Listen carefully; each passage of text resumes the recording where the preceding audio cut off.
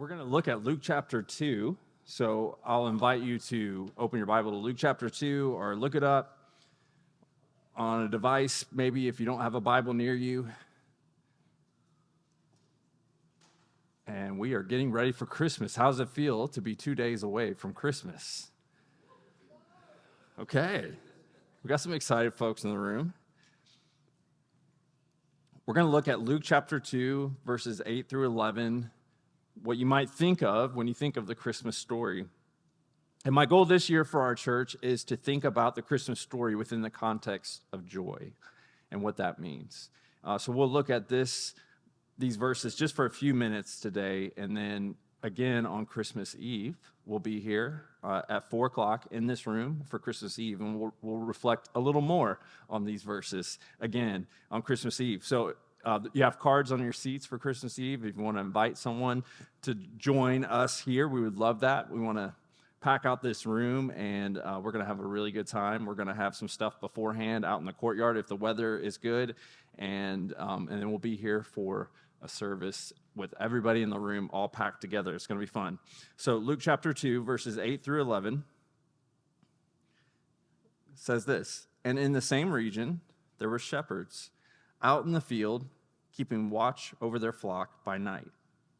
And an angel of the Lord appeared to them, and the glory of the Lord shone around them, and they were filled with great fear. And the angel said to them, 'Fear not, for behold, I bring you good news of great joy that will be for all the people. For unto you is born this day in the city of David a Savior, who is Christ the Lord.' For the shepherds who are hearing this great announcement, they go from great fear to being told to have great joy." We're going to ask that question. Why is it that they have great joy? Why is it that they should have great joy over this announcement? When you think of this scene and the angel appearing to the shepherds and giving them this message, it's pretty amazing.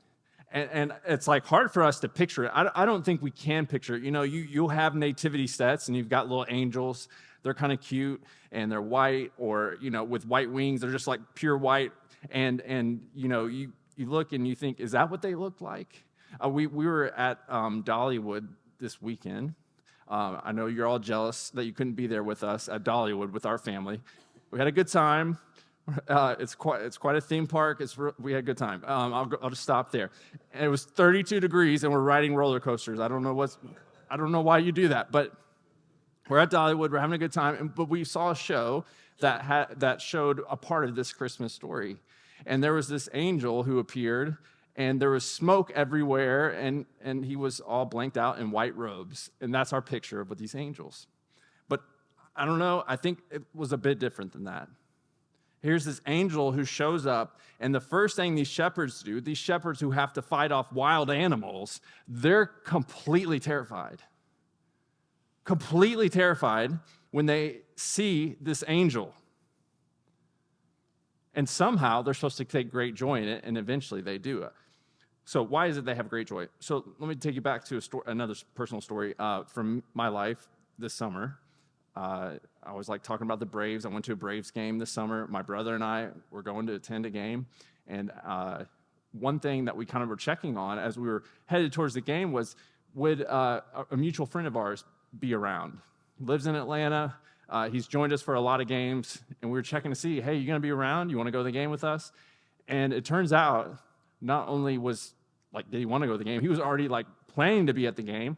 Not only planning to be at the game, but he was hosting a big event for all of his clients. He works in financial planning, and he was having an event where it was a private event where he had rented out this huge section in Truist Park that was just for his people, and they were having a big party there. So, of course, what's our next question? Can we come? How do we get in? And of course, as you might imagine, this is my luck. He's like, I'm sorry, of course, I'm throwing this party. Who doesn't want to be there? Everyone I'm invited took me up on the tickets. I have no extra tickets.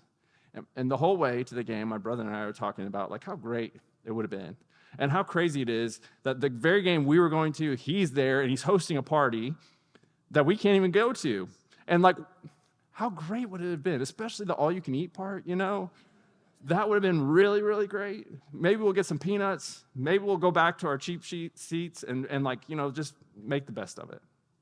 But about the time we walk up the stadium, we're still talking about it. Like, man, why can't we be in there?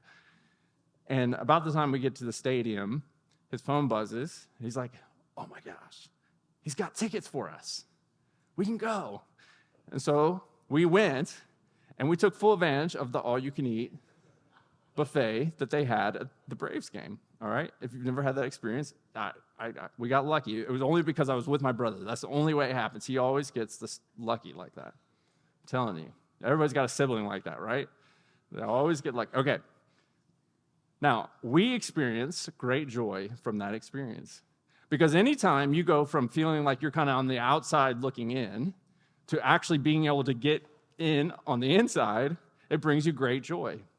You know that. Maybe you've had an experience where you thought, there's no way I'll ever get to be a part of that. And then you get to be a part of that, and you experience great joy. I think that's one of the elements to why this is such a message of great joy. In fact, it says it in the pronouncement there when he says, I bring you good news of great joy for all the people. All the people. So on one hand, when you think about all the people, it really is all the people, because just in the way in which Luke introduces this story, and I mean, this is really him like starting off his gospel to tell us all about who Jesus is, and because the first chapter is kind of all the introductory material, and then we get into this chapter. Here we go. And Jesus' announcement goes first to these shepherds. It really is all the people. When we think of all the people in their culture and like extending to all the people, it really would be these shepherds. It would be going out to people like this. It would be pretty amazing. Not to the elite, not to the upper crust, not to those who have, but to those who have not. These shepherds get this amazing message about Jesus. And so when we think about how it really is this message for all people, it's demonstrated by the fact that it goes first to these shepherds. But we've been going through Exodus this semester, and one thing we've learned, as even if we track through Exodus, is that there's something bigger happening. That God has this plan, and it started with Abraham, and he told Abraham, I'm going to make your descendants outnumber the stars in the sky and the sand on the sea. And he tells Abraham and makes this promise to him. And Abraham, of course, has no idea how this is going to happen, but we start to see it unfold in the book of Exodus. We just talked about how the people multiplied. They had landed there in Egypt. Then God had brought them out of Egypt. And even there in Exodus, we got little glimpses of how ultimately God's plan was to bless Abraham. And God told him this, bless Abraham so that he would be a blessing to all people. To all people.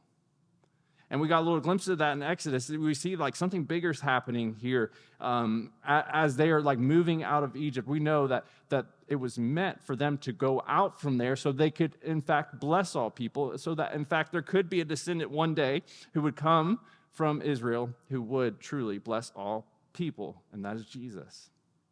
And so it wasn't just the shepherds who would receive this message, it really would be for all people. N.T. Wright says it really well here. He says the phrase all people signals the fulfillment of God's promise to Abraham that through his descendants, all the families of the earth would be blessed. The universal scope of this joy marks the birth of Jesus as the climax of God's covenant faithfulness. One of the greatest aspects of this being such a moment of great joy is that we see God's faithfulness through it all. That he's taken this little happening here in Bethlehem, and he's going to multiply it out to all people. That's what he's doing. That's what God's doing right now, is he's moving his gospel forward throughout all the earth to all people. This isn't just for the shepherds. This isn't just for those people at that time. You can experience great joy in just a moment that's really pretty contained. We did that today, too. Just speaking of Dolly, as this comes to mind, too. We're coming back from Pigeon Forge, and usually you would go down, of course, 441 through the mountains, but that pass was closed because of ice, so we had to go around. And I think we took the wrong turn or something, but we were on something called a dragon's tail. Anybody been there before? I don't know. And it literally was a dragon's tail, and a couple kids were in the back throwing up on our way down the mountain. It was great. Another great family experience. And I've never been on such a curvy road before. But when we got to the end of it, our kids kept asking, are we past the mountains? Are we past the mountains? When we got to the end of it, there was great joy when we were over the mountains. That was a little joy that we've experienced that no one else in this room experienced unless you were in that car. And this joy that the shepherds experience is a joy that echoes through not just, that the people then, but the people forever moving forward. Right? That this is such a joy that it goes out truly to all people. All people. I love how Luke, who's a historian, captures his gospel, and then he moves into the book of Acts. So, right, he wrote both Luke and Acts. Those are both attributed to Luke. He's a historian. He puts it all together. He puts Jesus' life together, and then he puts the early church's life together. And in these books, he starts with this pronouncement, right? That this is good news of great joy for all the people. And then, so that's the start of Jesus' life. That's the start of his gospel here. Then, as we get to the close of Jesus' life, there's this beginning, and we get to the close, we get to Acts 1:8, where Jesus commissions his disciples. He says, you'll be my witnesses in Jerusalem, in Judea, and Samaria, and to all the ends of the earth. Luke's putting both those things together for us.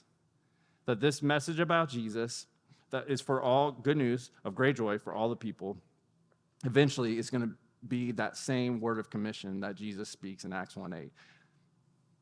Isn't that appropriate for what we just talked about with our friends here today?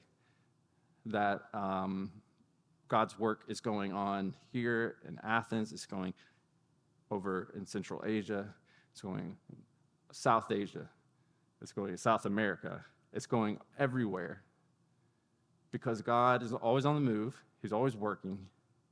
And when you experience good news, when you truly experience good news that brings you great joy, it will go to all people.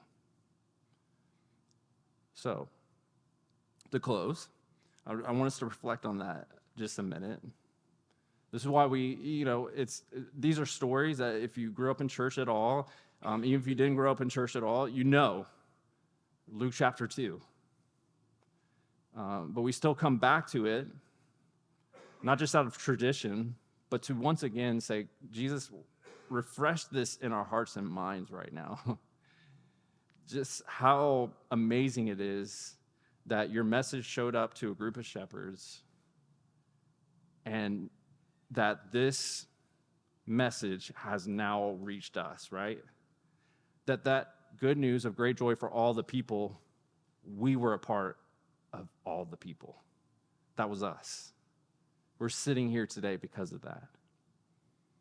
And just like my Braves game and like that experience of being able to get in the middle of this party that I didn't think I was going to get in the middle of, being on the outside, now going on into the inside of it. Well, that's the joy that we have. It's the joy that Cliff and Rebecca have in their work, where we're at here, that we get to take this message and move it out to all people so that it continues to be fulfilled, that Jesus' commission continues to be fulfilled. So let's take a second to reflect on that as we close today.